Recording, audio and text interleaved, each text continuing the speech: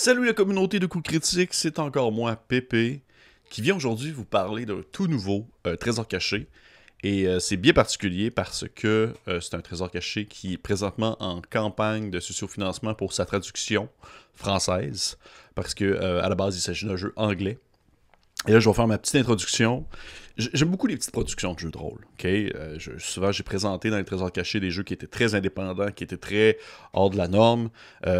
J'aime ça parce que les petites productions, des jeux qui ne sont pas faits par les grosses compagnies qu'on connaît, vont souvent aller jouer dans des thématiques vraiment plus méconnues. Okay? On a pensé juste à des noms comme par exemple... je pense par exemple à The Warren, qui est un jeu de rôle qui vous permet de jouer des lapins, par exemple, des lièvres. Ou encore Crab Trucker, qui est un one-page RPG qui vous permet de jouer des gigantesques crabes qui conduisent des camions. On dirait que c'est comme la beauté de ces jeux-là, quand tu es une petite équipe, c'est que souvent tu vas te permettre de te lancer dans des idées, dans des concepts qui sont beaucoup plus hors de la norme, hors de ce qu'on est habitué. Et lorsqu'on s'éloigne du médiéval fantasy, on peut tomber vraiment sur des belles petites gammes qui ont un genre ou un style très parfois niché, mais qui réussissent à bien explorer et exploiter ce style-là, justement. Et c'est dans cette optique-là que je vais vous présenter, en fait, le trésor caché d'aujourd'hui. Il s'agit du jeu, et là, je vais être sûr de ne pas me tromper dans le nom, parce que ça fait plusieurs fois que je le dis, et j'inverse des lettres, et je mets des V à des places où est-ce qu'il n'y en a pas. Le jeu, il s'agit de Hyper Tellurien.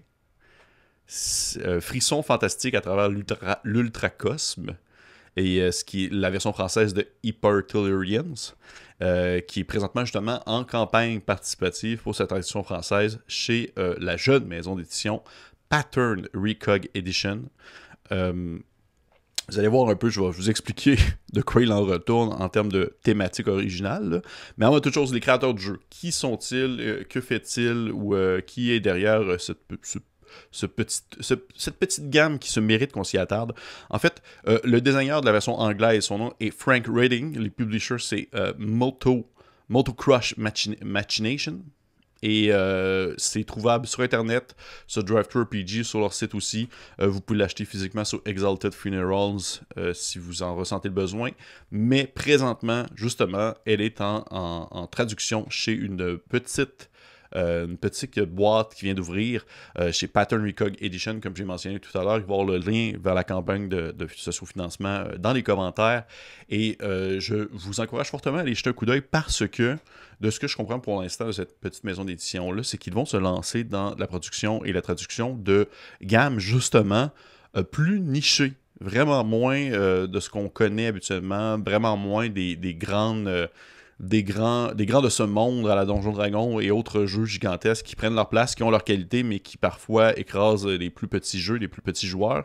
J'ai vu que dans leur projet, il y a par exemple Troika, que j'ai déjà parlé dans un autre trésor caché, et dont on a fait un one-shot vraiment très cool. Et ça, j'ai très hâte de voir ce qu'ils vont nous réserver par rapport à ça. Mais pour l'instant, le jeu qui est présentement dans leur boîte, qui est en traduction, c'est Hyper Tellurien. Qui a un côté thématique. C'est là qu'on embarque dans le flyer de ce jeu-là. Côté thématique, je trouve que c'est là que le jeu tire ses forces, en fait. C'est un jeu au visuel et à la thématique science-fiction rétro.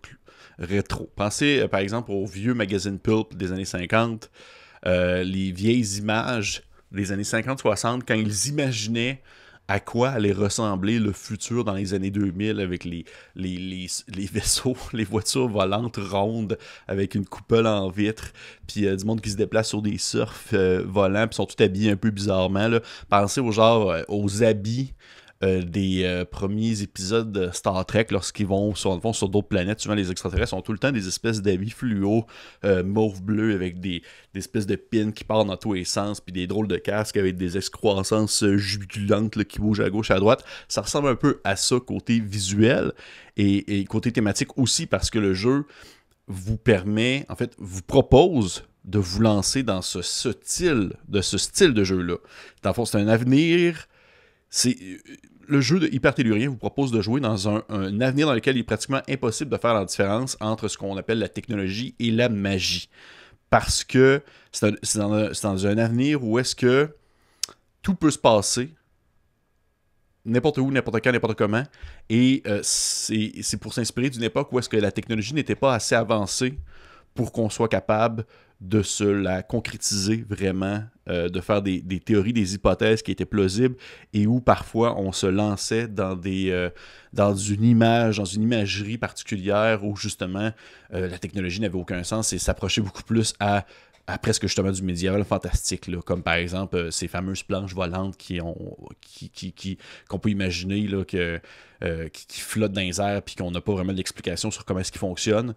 C'est un peu là-dessus que le jeu va surfer côté thématique et c'est ce qu'il propose de jouer également. Et ça, je trouve ça vraiment cool. C'est très niché, mais c'est cool parce que j'ai pas vu ça souvent en termes de jeu.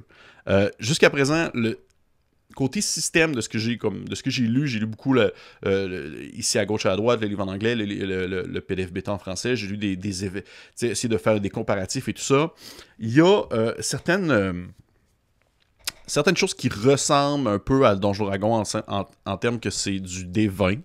Le système est très simple, ok? Le système, utilise trois caractéristiques. Tu as trois caractéristiques qui vont générer des bonus auxquels vous allez lancer un D20 et vous allez rajouter ou soustrayer des modificateurs selon la circonstance. Il n'y a pas de classe de personnage a priori. Au lieu de cela, dans le fond, vous choisissez parmi des archétypes. Des archétypes, ça peut par exemple être des extraterrestres, un construct à la manière, par exemple, d'un golem ou quelque chose comme ça, ou par exemple un noble. Il y en a vraiment beaucoup plus. J'en nomme seulement 3 parmi le lot. Et une fois que vous avez votre concept, vous pouvez un peu choisir un archétype pour ce concept-ci. Comme par exemple le Construct, par exemple, vous pouvez justement être une intelligence artificielle qui n'a pas vraiment de corps physique ou un golem, littéralement comme l'image qu'on se fait d'un golem de vase qui se promène et qui se déplace. Parce que oui, c'est un côté fantasy, mais c'est aussi un côté très science-fiction venant d'une planète où, par exemple, tout est fait en boue et les habitants sont faits en boue et vous venez de là, par exemple. C'est là l'espèce de nuance bien particulière de cette science-fiction rétro de ces années-là que moi j'apprécie beaucoup, qui n'est pas casse-tête du tout. T'sais, on va pas se casser la tête, là, c'est vraiment pour y aller à la bonne franquette et bien s'amuser avec le style et le genre. L'avancement des personnages te permet d'augmenter en fait des scores, des capacités et d'acquérir plus de pouvoir par rapport à d'autres aspects du jeu également. C'est un jeu qui... Il y a des petites règles pour gérer l'équipement en place, des choses comme ça, les armes et tout. C'est très, très simple. C'est très compatible, je dirais, avec d'autres jeux de ce genre. Je pourrais même dire à un certain sens que c'est à la limite du OSR parce que bon, même pas à la limite. Moi, je considère ça comme du OSR parce que c'est très adaptable et c'est très modulable avec les autres jeux de ce type-là qui utilisent le système des 20 et qui est possible de modeler et de changer, de rajouter de l'aléatoire et tout ça. C'est vraiment pas un jeu qui... Bien que le système est très simple, je trouve qu'il va en concordance avec le thème qui est apporté, mais ça n'empêche pas qu'on peut le modifier et le changer au besoin pour y apporter ses touches personnelles ou autre chose. Et pour moi, c'est tout ce que je recherche dans ce type de jeu-là.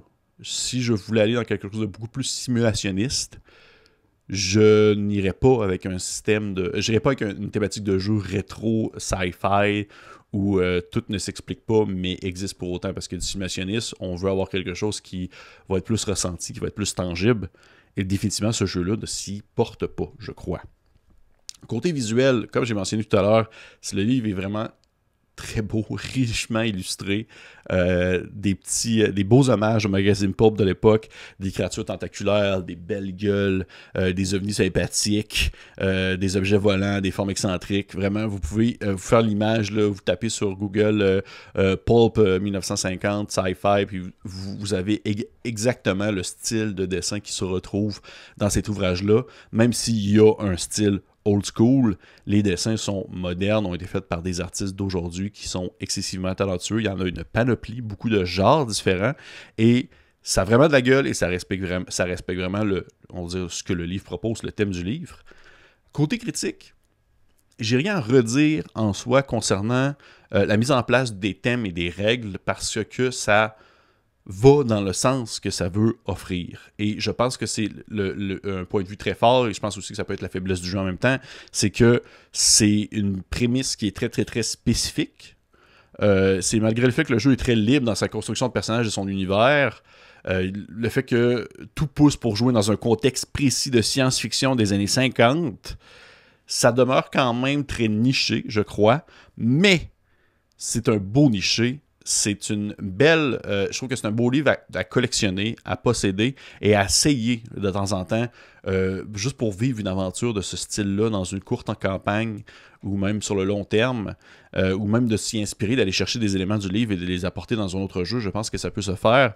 Tout de même, je suis conscient que la prémisse de base n'est pas la chose la plus populaire ou la plus mise en avant ces temps-ci. Mais pour ma part, je considère pas ça je considère pas ça comme une faiblesse du jeu, bien que je peux comprendre que ça peut apporter certains réticements. Je pense pas que c'est un vrai mot, ça peut apporter certaines personnes vers la réticence. Et voilà. Recommandation, moi j'aime ça. Autant d'un point de vue mécanique, c'est super simple, c'est super simple. Il y a quelques petits aspects côté les combats qui rapportent un peu plus de crunchy, mais rien de surmontable, là. Rien qui va dans le beaucoup plus compliqué des autres trésors cachés que j'ai pu présenter sur la chaîne. Autant justement comme j'ai dit d'un point de vue mécanique que dans le ton, mais je peux comprendre que c'est pointu comme référent, comme j'ai mentionné. Pour les gens qui n'ont pas un bagage et qui ont un passé qui leur a permis de connaître les références culturelles que le livre peut apporter, je peux comprendre que c'est plus limitant. C'est pourquoi j'encourage d'avoir un DM. Si vous laissez ce jeu-là, j'encourage d'avoir un DM qui s'intéresse déjà de prime abord à ce type de thématique-là et qui a une connaissance minimale dans ce genre-là pour pouvoir bien l'exploiter et la mettre en avant sur la table de jeu pendant que vous allez jouer. Mais ça vaut la peine vraiment de s'y pencher. Moi, je trouve que c'est très cool, très bel ouvrage. Je voudrais remercier beaucoup. Mais en fait, je voudrais remercier surtout Pattern Recording Edition pour se lancer dans ce type de projet-là. Parce que il faut du courage, il faut du guts pour pouvoir se lancer dans ce genre d'aventure, de traduction-là, lorsque l'ouvrage est quelque chose de très niché, qui a une très belle qualité, mais qui demeure tout de même assez spécifique. Mais moi, j'encourage fortement à aller jeter un coup d'œil, aller voir la campagne de financement, allez voir ce que vous en pensez, faites-vous votre propre idée.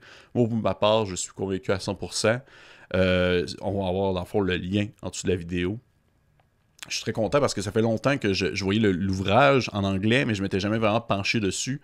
Même si la couverture, je la trouvais super cool, très très très à la limite, un peu presque rock'n'roll.